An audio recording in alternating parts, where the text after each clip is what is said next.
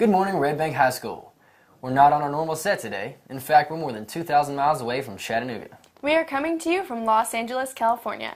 Right now, we are sitting in the library of one of the most unique homes in Southern California, but we'll have more on that later. 9 members of the main news staff are here in Los Angeles for the Student Television Network Convention. And even though we're away from school, our team is still devoted to bringing you the news. We are not the only devoted ones. On today's show, you'll see several stories of devotion. So let's get this show on the road. This is the 10th annual STN Convention. High school media students from across the country come here to learn and to compete. But it's not cheap to get here. Convention officials say the average cost to attend is nearly $1,000 per student. But as our Darren Lindsay reports, the students that are here were devoted to coming.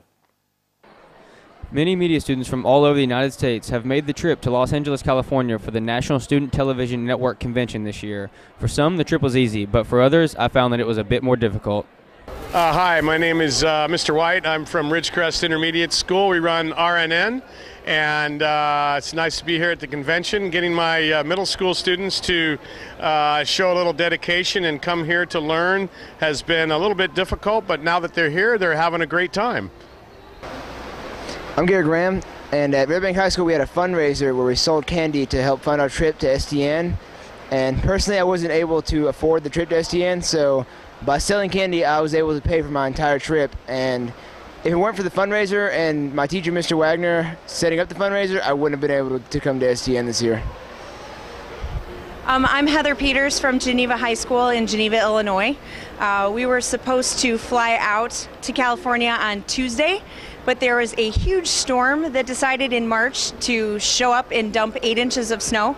And if we hadn't made some really last-minute quick finagling, all of a sudden at 8 o'clock in the morning on Monday morning, a whole day and a half before we were supposed to leave, we had to decide whether or not we were going to stick with our original flight plan or to try to throw everything together. So pretty much in 4 hours, everybody had to leave school, pack bags, get ready to go, and get on a bus to jump on the airplane. And unfortunately, I live an hour and a half away from school, so it was fortunate that I had all my stuff with me. In my suitcase, I brought it a day early. So the snow almost kept us from coming to STN because we found out that pretty much all the flights were canceled on Tuesday and then Wednesday, so we wouldn't have even made it for Thursday's competition. Everyone has different struggles they have to overcome, but with a great deal of devotion, people find a way to succeed in their goals. This is Darren Lindsay reporting for the main news. The STN students are devoting a few days of their lives to come to LA, but others come to Tinseltown devoting their entire lives to living out the American dream. Chattanooga native Hunter Cloud AST has recently moved to LA to become an actor, and as Tara Wiley reports, he is 100% devoted to making it as a Hollywood star. I was always really athletic and always stayed in really good shape. And when I was 18, a close friend of mine thought I should try to model and start modeling. Never thought I would be doing the things that I'm doing today, living in Los Angeles, you know, like this is my job, this is my career now. And what started as almost a joke has now changed my life, and hopefully through my actions I can inspire other people to go after their dreams and to do what they believe in. Everyone has something special that can change not only the people around them's lives, but everyone's lives. We all have that power, and it goes untapped so many times. And I just wish that more people would soul search and would really seek out what all this means, why we're here. You know, they're all so influential in my life. I wouldn't be near the man I am today without them. I literally owe everything to God and to them. They have just been there for me every step of the way. I may not be the one that changes the world, but I may plant the seed, I may inspire someone who does. And just the thought of that is incredible. But by taking this chance, hopefully, I can reach a broader audience. Really, I get up at 4 in the morning. I may not even be shooting that day, but I'll get up that early and I'll do my AM workout and, you know, just reflect, meditate, figure out how I can inspire today, how I can help other people today. So it takes a lot of work. When you truly find your purpose in life, more adversity will come to you than has ever come into your life. And it'll be the hardest times of your life once you find what you're meant to do. My advice is find what you're passionate about and work every day towards it.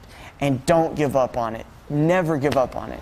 The definition of devotion is a selfless action for a principle or purpose. Hunter Cloud is the prime example of this. He proves that how far you can go if you believe in yourself and your dreams. He encourages his fans to strive for the best, and anything is possible, and miracles happen every day. I'm Tara Wiley, reporting for the Maine News. Many might say it's a long shot for someone from the South to make a name for themselves in Hollywood. We're about to meet a woman that has beaten those odds. Sherry Cade is a Southern girl, having grown up in Tennessee, Kentucky, and Southern Ohio. She's also a huge success in the entertainment industry. I caught up with her this morning on the set of a Hollywood movie.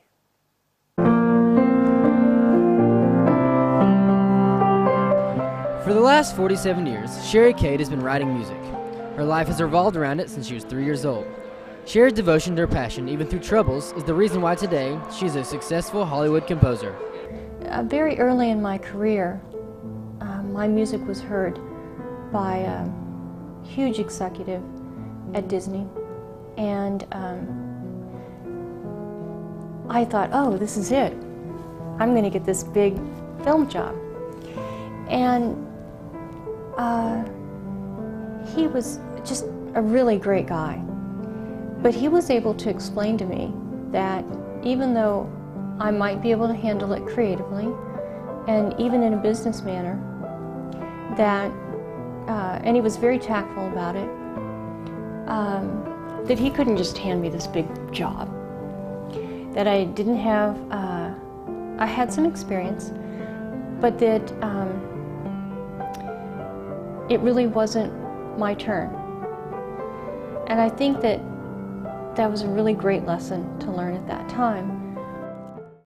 Along with being a composer, Sherry also takes her talents in front of the camera from time to time, being an actress. It's not like anything else that I do in my regular life. A lot of sitting, a lot of waiting, a lot of listening to other people do stuff, a lot of watching people do stuff. But it's okay. I'm hanging out and I'm having a good time. I wanted Sherry to play the role because I was confident in her acting ability. She fit the part. She's a wonderful person. And I really believe she could do a good portrayal of the character. One of the best things about being part of this industry is that it doesn't matter if you write the music, if you're the star of the show, if you're the producer putting up the money or the director, or if you're the person laying the carpet to move the dolly across. The fact is that every single one of us love what we do so much that we come together to make it work. Reporting from Remnant Studios in Los Angeles, California, I'm Ryder Pierce. Now you know Sherry Cade, the successful composer. But a little later in the show, Ainsley will introduce you to Sherry's side business. That's right. Sherry Cade is devoted to her career as a composer, but she's also devoted to running the coolest bed and breakfast in LA. The story is coming up, but first we turn to Jonathan Campbell with sports. Thanks, Ainsley. Today is opening day for all the spring sports teams. Baseball, softball, tennis, track, and boys soccer all opened their seasons today or later this week. But 6 spring athletes spent the final week of practice 2,000 miles away from their teams. However, that didn't stop these devoted athletes from getting in their work. Opening day is upon us. Athletes away from home are showing devotion by training hard for their return.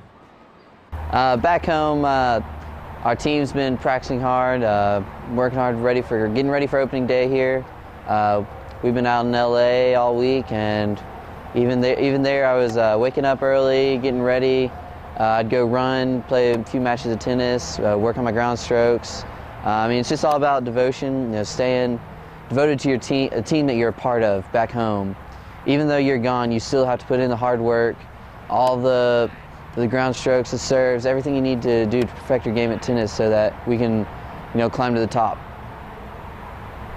I'm doing any workout I can do, push-ups, sit-ups, just anything I can think that would just make me better because, I don't have time or the resources here necessary to, have a full workout. So I'm so devoted to baseball, I gotta I got to keep working hard. I got to do anything I can to be better and to compete, you know.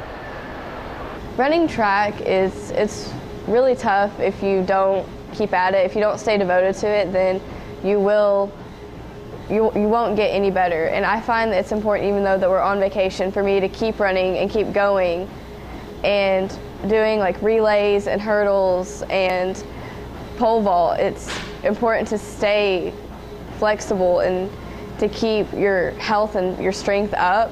And so even though we are on vacation, it is important to stay like devoted to it. And devotion, well, for any sport is really important because you're only bettering yourself. Today is opening day for spring sports. Even though they're on field trip, do they have what it takes? Do they have determination and devotion to the sport? But I believe the true question is, will they be ready? This is Jonathan Campbell with Maine News, signing out. Thanks, John.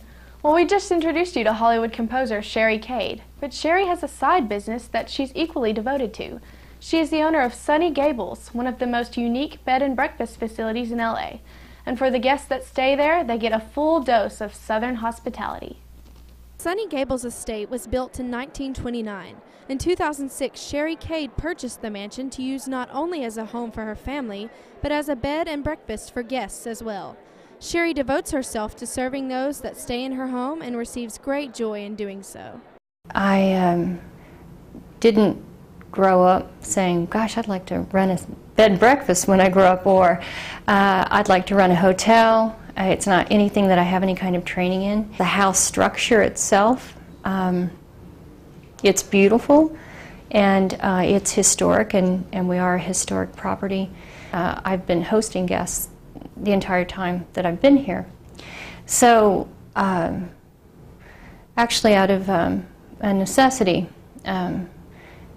more out of devotion to my children, to allow them to continue to live here. Meet Harrison Cade, the youngest of Sherry's 2 children, who shares in his mother's devotion to the guests of Sunny Gables. I'm willing to let guests stay in my room to keep this place going. The devotion and hard work invested into Sunny Gables provides the guest with a memorable experience and brings pleasure to Sherry and her family as well. People enjoy coming here, and so opening up the doors to more than just friends and family and to others has been tremendously satisfying. I don't think you could do this unless you really loved it. There's no way.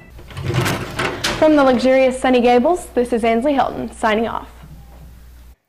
That's all we got from Los Angeles. Thanks to all of our devoted viewers for watching.